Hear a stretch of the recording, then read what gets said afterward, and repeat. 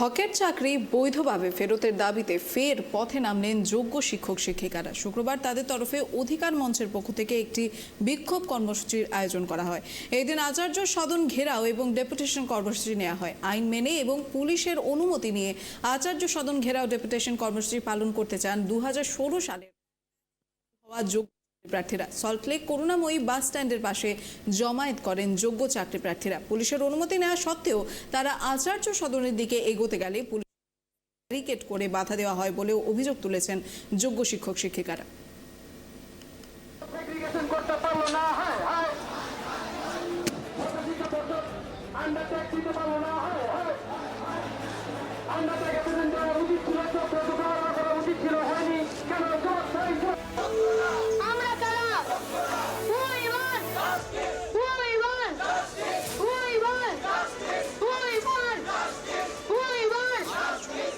কলকাতা হাইকোর্টের রায় 2016 সালের প্যানেল পুরো বাতিল হয়ে গিয়েছে। সেখানে যেরকম অযোগ্য চাকরি প্রার্থীরা রয়েছেন, সেখানে তেমন যোগ্য চাকরি প্রার্থীরাও রয়েছেন। আজকে যোগ্য চাকরি প্রার্থীরা সল্টলেক করুণাময়ী যে বাস স্ট্যান্ড রয়েছে সেখানে জমায়েত করেছেন এবং তাদের পরিকল্পনা আচার্য সদনে গিয়ে বিক্ষোভ দেখাবেন এবং সেখানে ডেপুটেশন জমা দেবেন। কিন্তু এই যে করুণাময়ী বাস স্ট্যান্ড রয়েছে সেখানেই পুলিশের তরফে আটকে দেওয়া হয়েছে তাদের, যেহেতু আচার্য সদনে 144 ধারা জারি রয়েছে।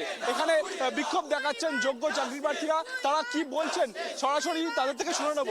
দিদি, কি বলবেন যে আপনাদের যে যোগ্য চাকরির দাবি নেয় তার জন্য আপনারা আচার্য সদন যেতে চেয়েছিলেন, আপনাদের এখানে পুলিশের তরফে আটকে দেওয়া হয়েছে। আপনারা একদিকে যেরকম বলছেন আইন অমান্য করবেন না, অন্যদিকে পুলিশের কাছে অনুরোধ করছেন পুলিশ যদি না যেতে দেয় আপনাদের তাহলে কি করবেন এবং আপনাদের দাবিগুলো কি কি রয়েছে?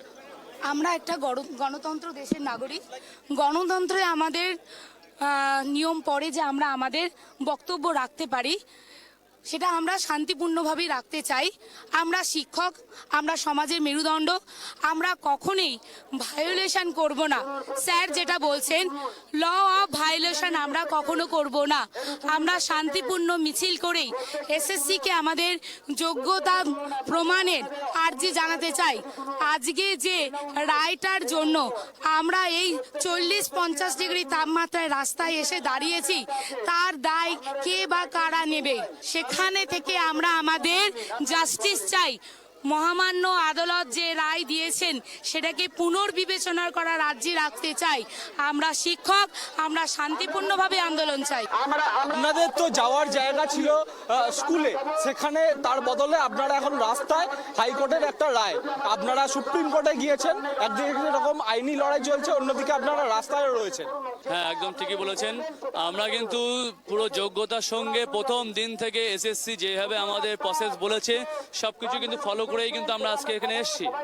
তারপরে দেখা যাচ্ছে বেশ কিছুদিন পরে 4-5 বছর, আমার 5-6 বছর ইভেন চাকরি হয়ে যাওয়ার পরে হঠাৎ রাতারাত একটা রায় বেরিয়ে গেল যে আমরা নাকি চাকরি, আমাদের প্যানেল নাকি পুরো বাতিল। কি বিষয়টা হচ্ছে কেউ বা কারা অযোগ্যভাবে যারা প্রসেসটা পুরোপুরিভাবে মেনে রিক্রুটমেন্ট করেন পায়নি, তাদের জন্য নাকি আমরা সাজা পাবো। আমাদের কোশ্চেন হচ্ছে এসএসসির কাছে, সরকারের কাছে, যে বা যারা অযোগ্যভাবে যুক্ত হয়েছে, যারা প্রসেস মেনটেন করে যুক্ত হয়নি, তাদের বিরুদ্ধে শাস্তি হওয়া উচিত। কেন আমরা সাজা পাবো? যে আমরা যোগ্য যারা আছি তারা ন্যায় বিচার পাবো।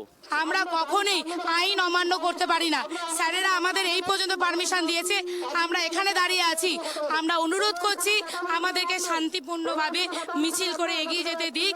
ওনারা যদি আমাদের অনুরোধ রাখে আমরা আরো এগিয়ে যেতে চাই।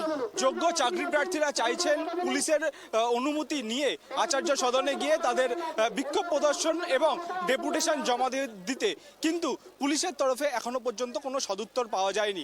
একদিকে যেরকম যোগ্য চাকরি প্রার্থীরা আদালতের দ্বারস্থ হয়েছেন, সুপ্রিম কোর্টের দ্বারস্থ হয়েছেন, অন্যদিকে তারা কিন্তু রাস্তায় নেমেও আন্দোলন করছেন। ক্যামেরায় দেবরাজ দত্তের সঙ্গে অভ্রদীপ দাসের রিপোর্ট, ট্রাইব টিভি, সল্টলেক।